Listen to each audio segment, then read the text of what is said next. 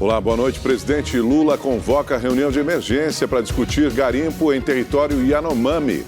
A ex-prefeita de São Paulo, Marta Suplicy, pode deixar cargo na gestão Ricardo Nunes para disputar como vice na chapa de Guilherme Boulos. E você vai ver também. Fake news, ataques e linchamentos na web. Contra a cultura do cancelamento, projeto de lei prevê a inclusão dos crimes virtuais no Código Penal. Agora no Rede TV News.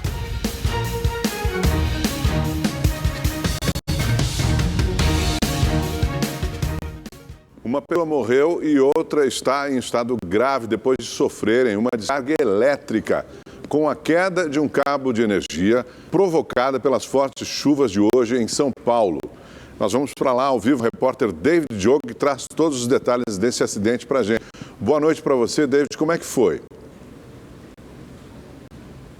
Boa noite, Augusto, Amanda, aliás, Gabi e a todos que nos acompanham. Pois é, Augusto, nós estamos aqui no local onde ocorreu esse incidente, né? Segundo o Corpo de Bombeiros, o fio de alta tensão caiu, né? A árvore caiu e arrastou esses fios e atingiu o carro onde as duas vítimas estavam. Vou pedir agora para o repórter cinematográfico mostrar nesse ponto aqui em Moema, no bairro Nobre da capital paulista. Uma delas morreu aqui mesmo no local. Neste momento ainda chove em alguns pontos da capital. Na tarde de hoje várias ruas ficaram alagadas, muitos carros tentavam passar por alguns trechos, mas as vias estavam intragáveis. Segundo a Defesa Civil, foram registrados mais de 180 chamados para queda de árvores e um para desabamento, desmoronamento. Todos os casos sem vítimas. Esse foi o segundo dia seguido que a cidade de São Paulo entrou em estado de atenção para alagamentos por causa de fortes chuvas e as rajadas de ventos. Bairros inteiros ficaram sem.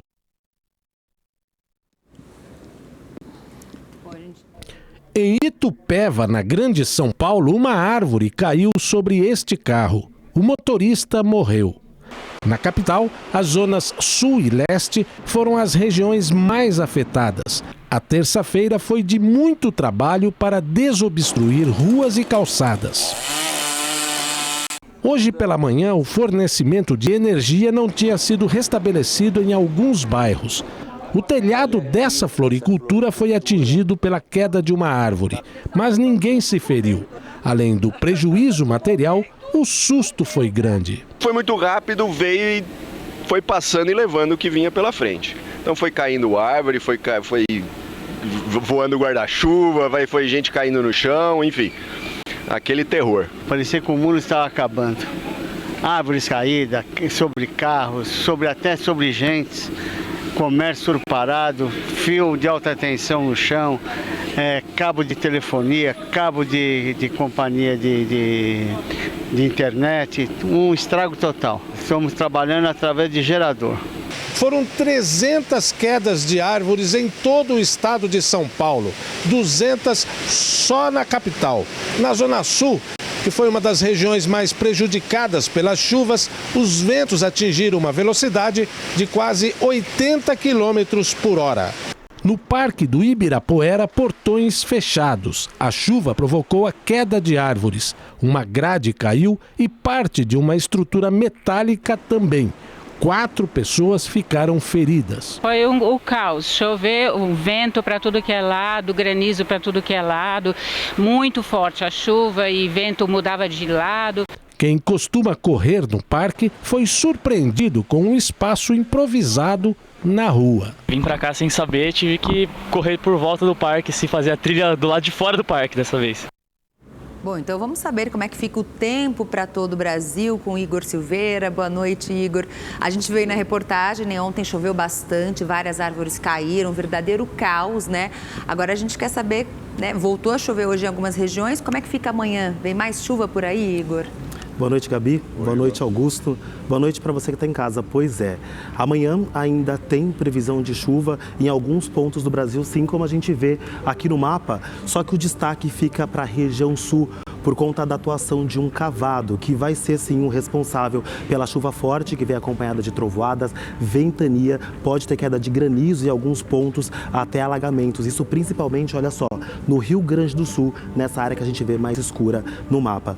Por outro lado, no sudeste, o tempo continua quente, abafado, mas tem previsão de chuva em pontos isolados em algumas regiões. As máximas amanhã podem chegar aos 37 graus no Rio de Janeiro, 34 graus em Vitória, no Espírito Santo, e 28 graus em Belo Horizonte. Em São Paulo, as temperaturas continuam altas também e pode chover no período da tarde.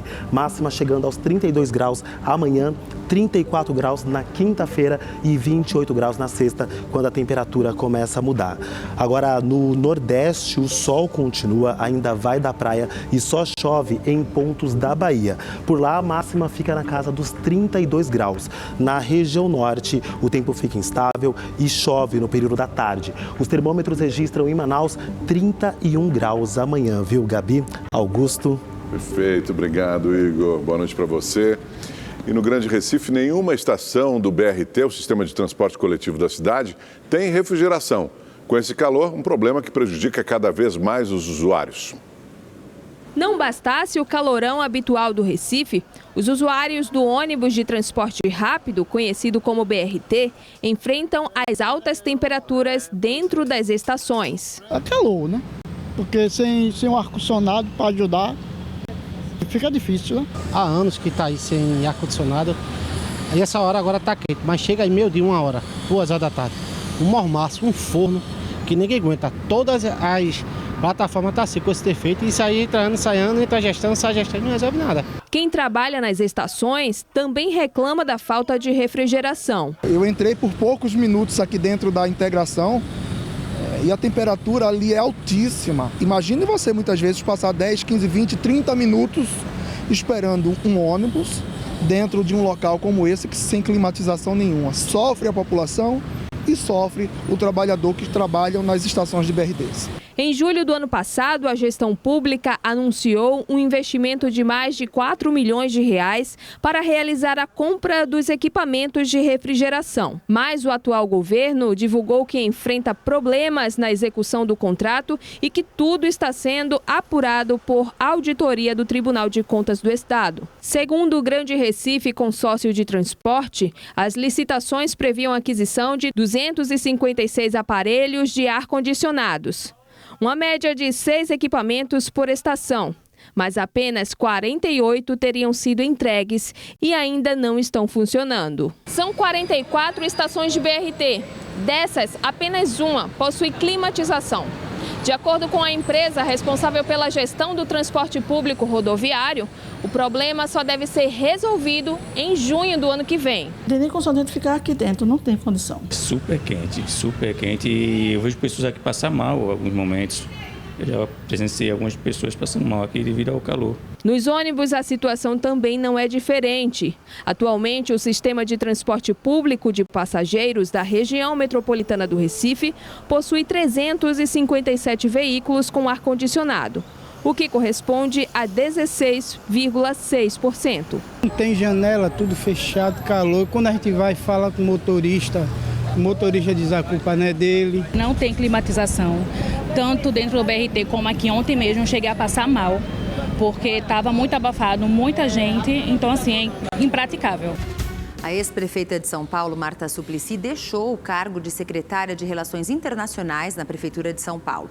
Ela deve voltar ao PT e disputar a Prefeitura da capital paulista como vice, na chapa de Guilherme Boulos, do PSOL. O repórter Giovanni César tem mais detalhes ao vivo para a gente, né, Giovanni? Boa noite para você. Boa noite. Olha, a ex-prefeita, ex-deputada também, né? Marta Suplicy esteve reunida até agora há pouco com o prefeito Ricardo Nunes e ficou decidido durante a reunião que ela deixa suas funções. Desde 2021, ela era secretária de Relações Internacionais aqui na Prefeitura de São Paulo. A articulação para o retorno de Marta Suplicy ao PT está sendo conduzida pessoalmente pelo presidente Luiz Inácio Lula da Silva. Marta esteve numa reunião ontem em Brasília, que contou inclusive com a participação, com o testemunho, digamos assim, também, do deputado federal petista Rui Falcão. A ideia é que Marta seja indicada pelo partido, pelo PT, como vice na chapa de Guilherme Boulos, que é pré-candidato a prefeito de São Paulo pelo PSOL. Bom, hoje quem oficializou o apoio a Boulos foi o PDT. O deputado federal Rui Falcão esteve nessa reunião e lá ele comentou o encontro de Marta com Lula, não confirmou, mas deixou nas entrelinhas que ela deve sim aceitar o convite. Vamos ouvir. E ela conversou com Lula. Vocês são jornalistas inteligentes, perspicazes, viram as fotos, viram os sorrisos e muitas vezes se diz, é um lugar comum, que uma imagem vale mais do que 1000 palavras. Cabe a ela dar esse sim ou não ao convite que foi formulado. Ela terá que se filiar ao PT e aceitar os compromissos do PT, fará isso no tempo devido, naturalmente, não sem antes conversar com o prefeito de quem ela é secretária. Então, contenhamos a ansiedade, que é de todos nós, minha inclusive, esperemos a resposta dela. Bom, Marta deixou o PT em 2015, depois de 33 anos de filiação. Assinou ficha no MDB e depois, em 2020, ela foi para o Solidariedade, onde ficou por menos de um ano. No PT, ela foi deputada federal, foi senadora, prefeita e ministra dos governos Lula e também Dilma Rousseff. A volta de Marta Suplicy ao PT e a possível indicação dela como vice na chapa do pré-candidato Guilherme Boulos faz parte dos planos do presidente Lula e de toda a sua base para que eles consigam reverter o quadro de ter de volta a Prefeitura de São Paulo, que é extremamente estratégica para o futuro da esquerda no Brasil. Voltamos com vocês. Obrigado, Giovanni. E a morte de uma jovem vítima de ataques nas redes sociais retomou o debate sobre a chamada cultura do cancelamento no mundo virtual. Em meio a isso, políticos e autoridades discutem a responsabilização dos envolvidos em casos semelhantes. Um linchamento virtual que resultou em morte. Jéssica Vitória, de 22 anos, tirou a própria vida depois de ter o nome envolvido em uma fake news. Um perfil de fofoca divulgou conversas falsas entre ela e o humorista Whindersson Nunes. As supostas trocas de mensagens davam a entender que havia um relacionamento entre eles. Mesmo os dois se pronunciando sobre o conteúdo mentiroso, a jovem foi atacada pelo tribunal virtual. A mãe de Jéssica publicou vídeos pedindo para que as pessoas parassem com a perseguição. Eu estou aqui como mãe pedindo para vocês, pelo amor de Deus, gente, para de postar isso, para de postar uma coisa, porque a minha filha nem redes sociais ela tem. Publicaram uma mentira, entendeu? Uma mentira mesmo.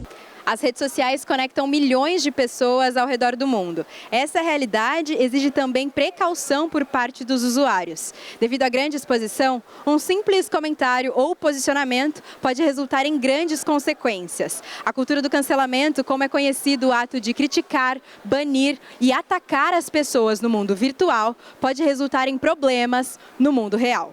Consigo me esconder, por exemplo, em um determinado perfil e eu consigo falar coisas agressivas, coisas violentas, né? Acho que uma pergunta interessante é, será que se essas pessoas estivessem cara a cara, ela teria a coragem de dizer tudo aquilo, né? E colocar e expressar toda essa agressividade e essa violência?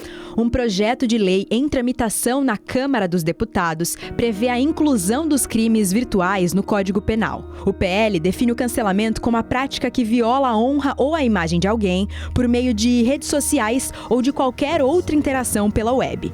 A pena prevista é de 6 meses a 2 anos. Se o ato de agressão for praticado por contas que escondem a identidade real do usuário, a punição será de 9 meses a 3 anos de detenção. No caso do linchamento, definido como ameaçar alguém por meio de redes sociais ou por outros meios de interação virtual, a pena será de 1 a 3 anos de detenção. É discutida ainda a responsabilização das plataformas e dos donos dos perfis que promovem o cancelamento de alguém. Quem compartilha informações falsas também pode ser punido. A lição que deve ficar é se repensarmos a internet como um todo e todos esses agentes envolvidos, de alguma forma proativa, pensarem como podem transformar esse ambiente num ambiente mais saudável e mais seguro.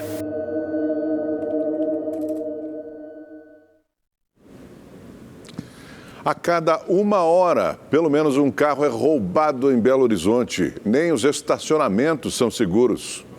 Augusto teve uma caminhonete furtada em frente à casa dele, em Belo Horizonte. Câmeras de segurança registraram a ação dos ladrões que estavam em outro carro estacionado numa rua ao lado.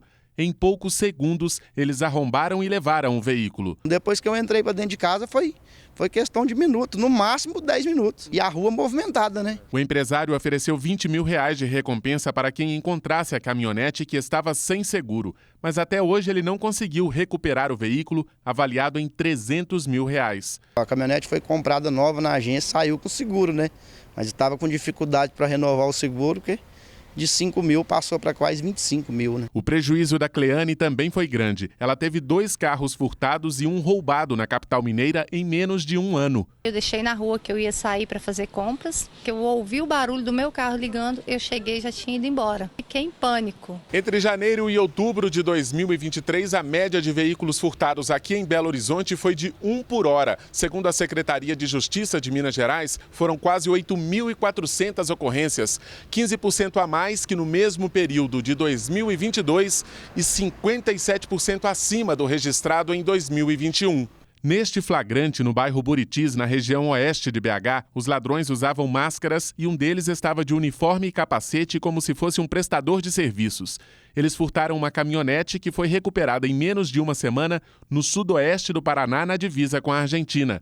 Ao registrar a ocorrência, o dono foi informado pelo delegado que outros 3 modelos iguais tinham sido levados por criminosos na mesma madrugada. Nós temos uma taxa de elucidação aí na casa dos 94%, ou seja, apenas 6% de todo esse volume de trabalho que tramitou aqui na unidade não foram encerrados sem uma autoria definida. Estacionamentos de aeroportos também se tornaram alvos dos ladrões. Operações das polícias civis de Minas e do Espírito Santo resultaram em 6 prisões de integrantes de uma quadrilha especializada em levar um modelo específico de caminhonete.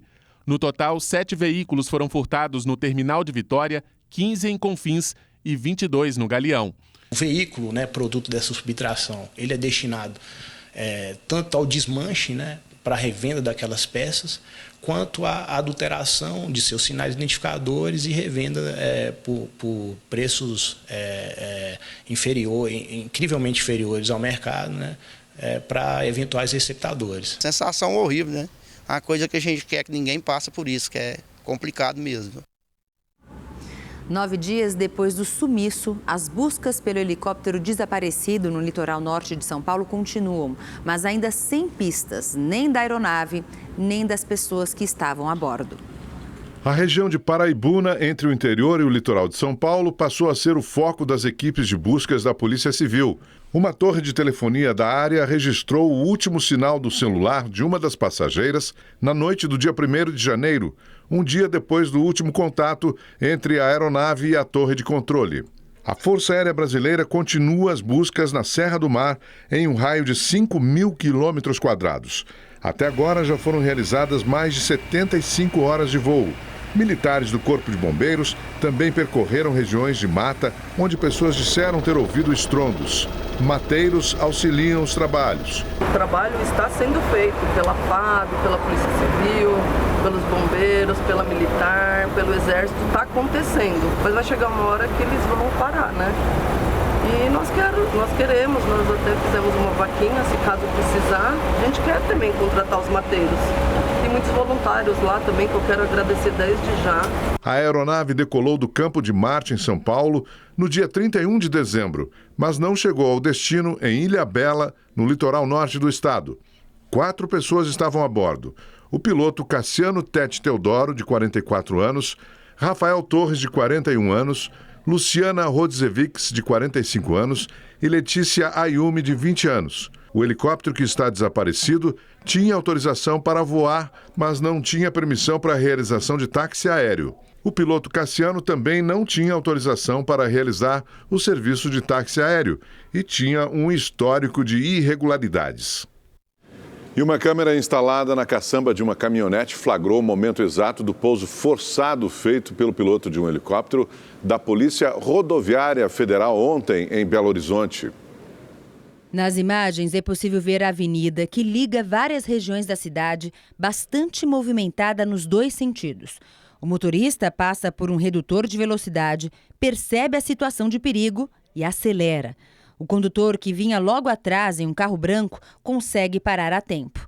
Por muito pouco, a caminhonete não é atingida. O impacto da aeronave no solo é forte. Nossa, caiu o avião! O avião caiu! O avião caiu! A equipe do helicóptero transportava uma vítima de acidente de trânsito que logo depois foi socorrida de ambulância ao hospital.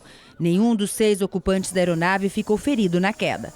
O helicóptero foi retirado da avenida nesta madrugada, após autorização do CENIPA, o Centro de Investigação e Prevenção de Acidentes Aeronáuticos, que vai investigar as causas do acidente. Nossa, caiu o avião! Um incêndio de grandes proporções atingiu um galpão em Embu das Artes, na Grande São Paulo. As imagens são impressionantes.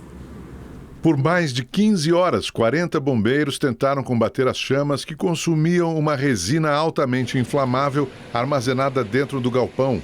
A suspeita é de que o fogo tenha começado por causa de um curto-circuito. Moradores registraram o momento em que o incêndio causou uma grande explosão. Olha lá. Vamos sair daqui. Em outro ponto da cidade, moradores se assustaram com o estrondo. Um ônibus que passava por uma estrada próxima foi atingido pela explosão.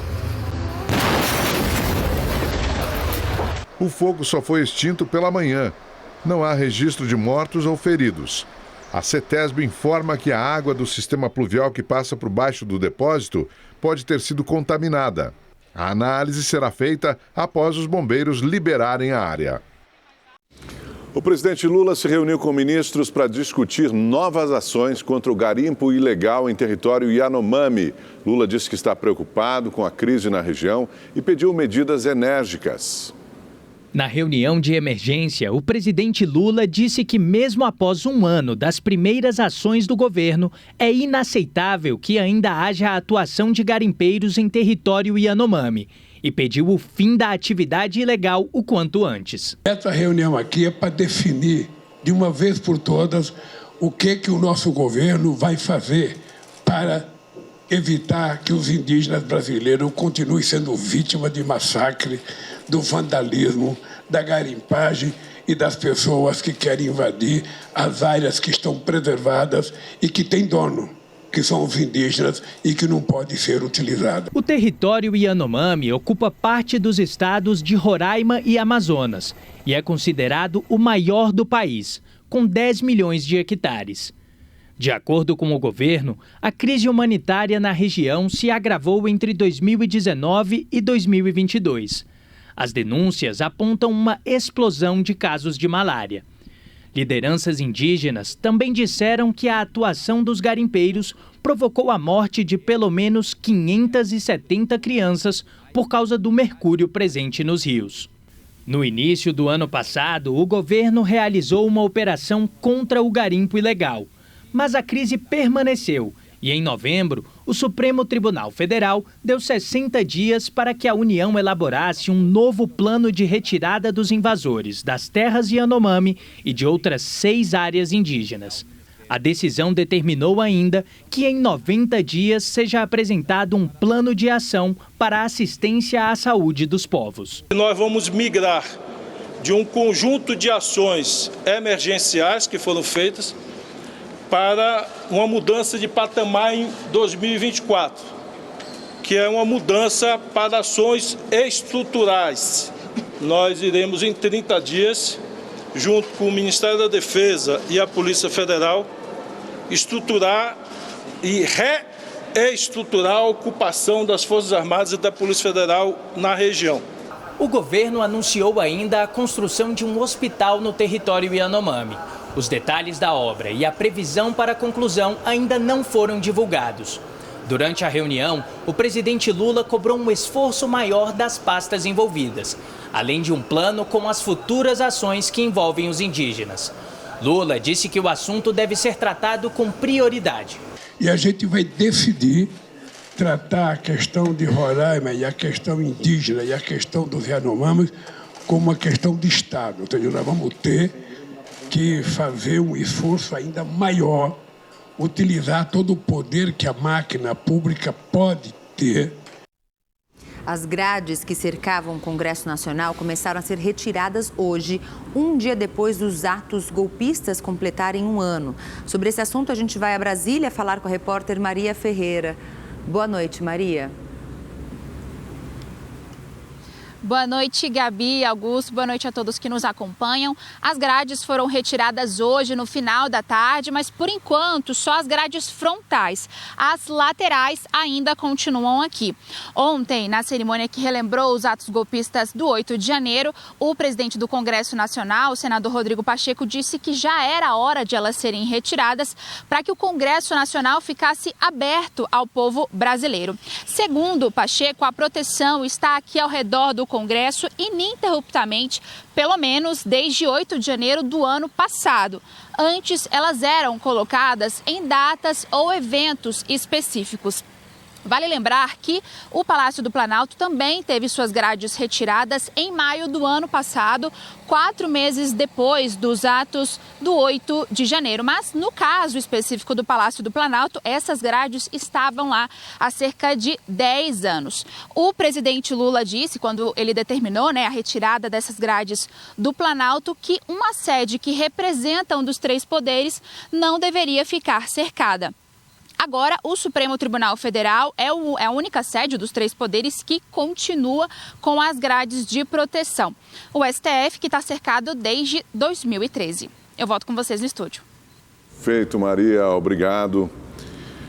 E a polícia e o Corpo de Bombeiros continuam à procura do menino de 6 anos que desapareceu na quinta-feira passada, no dia 4 de janeiro, no Rio de Janeiro. Ele foi visto pela última vez na praia da Barra da Tijuca, na Zona Oeste. É para lá que a gente vai com o repórter Tony Vendramini, que traz todas as informações sobre esse caso, né, Tony? Boa noite para você.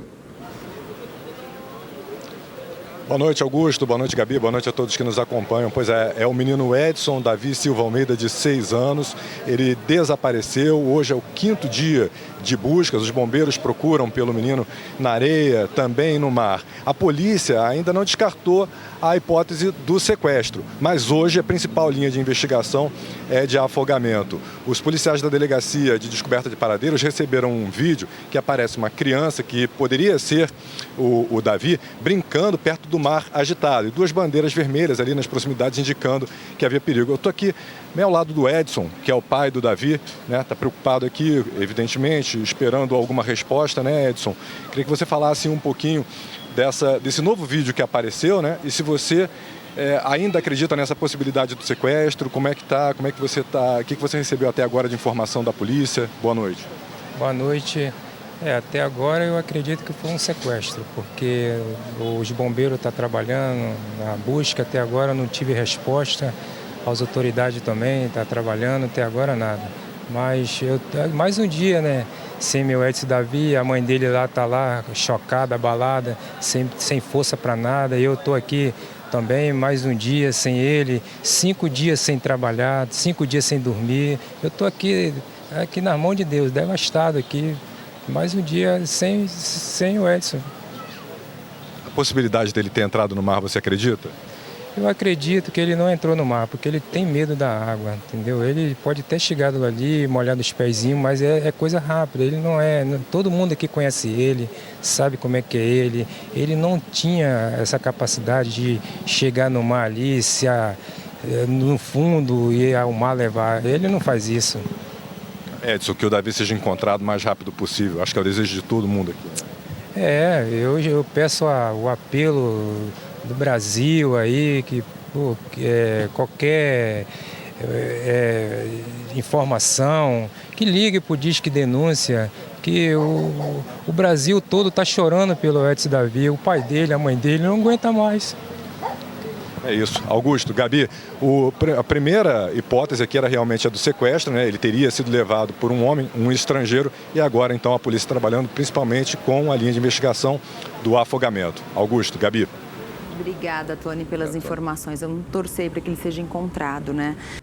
Bom, agora, Fê, foi mudando aí um pouco de modalidade, né? Tem uma exposição que conta a história aí da seleção feminina de vôlei e que reuniu duas atletas que travaram disputas emocionantes dentro de quadra, né? Exatamente. A Ana Moser, multicampeã pelo Brasil, e a Mireia Luiz, que é a cubana, né? Inclusive, sempre quando tinha Brasil e Cuba esse jogo, as duas ficavam ali, uma ofendendo a outra, as duas ficavam batendo boca. Era uma rivalidade muito grande entre as duas, e o Marcelo Oliveira vai trazer agora todas as novidades dessa exposição Amarelo Ouro, que conta aí a história da seleção feminina de vôlei. Manda ver. Um acervo rico, com troféus, medalhas, uniformes históricos e os feitos da seleção brasileira feminina de vôlei. Uma bela sacada para incentivar quem ainda sonha com medalhas na modalidade e valorizar quem fez história. Essa exposição conta a história da seleção feminina de vôlei, né? Conta aí os grandes nomes, fala um pouquinho também do técnico José Roberto, conta um pouquinho do trabalho das jogadoras, que também questões que atravessam o esporte atualmente, né? Claro que elas são referências técnicas. Aqui a gente tem um mural bem grande, conta das bicampeãs olímpicas, que são um grande orgulho para todo mundo. A exposição Amarelo Ouro trouxe para as quadras duas forças históricas do vôlei olímpico mundial, a cubana Mireia Luiz e a brasileira Ana Moser, que travaram as disputas mais emocionantes da modalidade, mas que fora das quadras nutrem, até hoje, uma amizade que nasceu por causa do esporte. Esse não é só um abraço de velhas amigas, mas de duas lendas mundiais do vôlei. O momento de relembrar disputas históricas e inesquecíveis. E sempre mantuvimos uma relação muito estrecha, muito estrecha, dentro y fuera de la cancha. O sea que yo recuerdo al equipo de Brasil esos años con mucho cariño, muitos momentos. É muita memória que vem, é muito sentimento que vem e uma admiração muito grande, um respeito muito grande, porque estivemos em alguns momentos de lados opostos da quadra, mas em nenhum momento estivemos contra, né? Sempre reconhecendo o esforço e lutando para superar. Encontros como esse podem servir de combustível para incentivar nossa atual seleção de vôlei. Ano olímpico, ótima oportunidade para conquistar o tri em Paris. A revoar. Espero que esse ano em Paris, né, vá adiante, né? Até agora, bicampeonato olímpico, né? O presidente do Senado, Rodrigo Pacheco, disse hoje que quer conversar com o ministro da Fazenda, Fernando Haddad, antes de decidir sobre a medida provisória que reonera a folha de pagamentos. Líderes de partidos querem que Pacheco devolva a medida sem colocar em votação no Congresso. O presidente do Senado se reuniu hoje com líderes de partidos na casa. Os parlamentares afirmam que a medida provisória anunciada pelo ministro da Fazenda no final de dezembro é inconstitucional, porque revoga uma decisão do Congresso.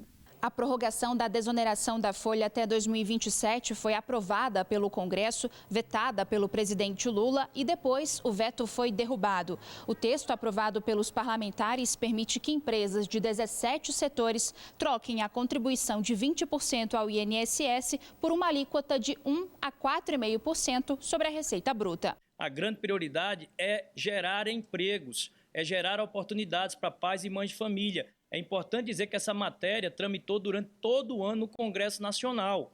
Se houve alguma leniência, omissão ou inércia, não foi da parte do Congresso. Agora, vir trazer proposta de aperfeiçoamento após uma derrubada do veto por medida provisória, parece e é recebido como uma tentativa de uma imposição de uma agenda.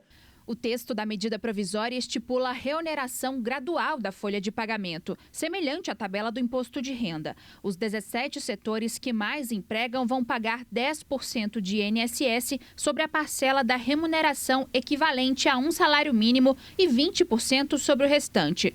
Para outras 25 categorias, a alíquota até um salário mínimo será de 15% e depois 20%. A mudança entra em vigor em abril. O governo afirma que está disposto a negociar. O ministro Fernando Haddad está de férias e só volta no dia 15 de janeiro. O presidente do Senado disse que quer ouvir Haddad antes de tomar uma decisão. O que eu quero é sentar com o ministro e nós encontrarmos, em relação a todos esses institutos da medida provisória, de chegarmos num denominador comum. Aí a forma de fazer, se vai ser mantendo a medida provisória ou não, isso é até o menos importante. Ainda sobre a medida provisória que reonera a folha de pagamento, o Partido Novo informou nessa tarde que ingressou com uma ação direta de inconstitucionalidade no Supremo Tribunal Federal para tentar cancelar os efeitos da medida. Segundo o partido, a MP fere o princípio da separação entre os poderes, uma vez que o Congresso já analisou e tomou uma decisão clara sobre o tema. Sabe aquele ditado Ano Novo, Vida Nova? Pois é, teve gente que acrescentou mais um item nessa lista, o carro novo. É que os segmentos de carros 0 km e elétricos fecharam 2023 com saldo positivo e a expectativa para este ano é ainda melhor. O administrador desta concessionária de carros novos e seminovos está comemorando. É que a venda de veículos 0 km na loja dele fechou 2023 com um aumento de 12% na comparação com 2022. Isso se deve por conta da redução das taxas de juros. Tem cliente aqui que consegue ligar a taxa até 0,98. Entendeu? E hoje está financiando, os bancos estão financiando sem entrada, tem 60 vezes, numa taxa de 2,0. Então, a taxa está melhorando bastante e na nossa tendência nós acho que é crescer aí, né? O mercado fluir para o negócio bombar aí para todo mundo, né? 2024 vai ser melhor ainda. Vai ser melhor ainda. A dona Mariana já está quase contribuindo para o aumento dessa estatística. O único que eu tenho, ele é bem simplesinho e nessa onda de calor que todo mundo está, o meu nem ar-condicionado tem. Estou procurando algo melhor. E o que já está bom pode ficar ainda melhor. É que a expectativa da FenaBrave, a Federação Nacional da Distribuição de Veículos Automotores, é de um crescimento de em torno de 12%, pelo menos até o fim do primeiro semestre. Que eu espero, no meio do ano, estar revendo essa perspectiva para cima, em decorrência das recentes medidas que o governo soltou no Plano Mover, que contempla todos os elos da cadeia automotiva. Estamos muito otimistas com relação a isso. Outro segmento que surpreendeu no ano passado foi o de carros elétricos. Segundo a BVE, a Associação Brasileira do Veículo Elétrico, as vendas aumentaram 91% na comparação com 2022. Só no mês de dezembro foram mais de 16 mil veículos vendidos, quase o triplo do ano anterior. Um crescimento de 191%, que quebrou todos os recordes mensais da série histórica. Os dados também revelam uma mudança na preferência do consumidor.